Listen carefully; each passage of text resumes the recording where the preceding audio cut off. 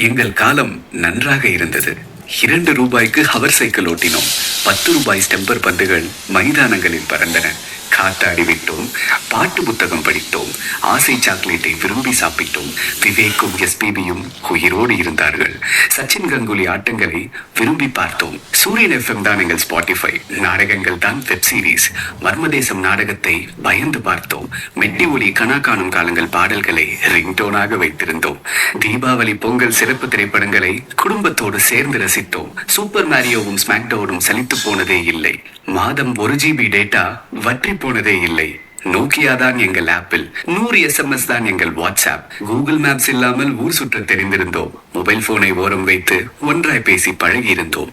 Rhythm, Minnale போன்ற படங்கள் வந்தன. யுவன் ஹாரிஸின் பாடல்கள் ஊரெங்கும் ரிப்பீட் மோடில் ஒலித்தன. ஆம், எங்கள் காலம் நன்றாக இருந்தது.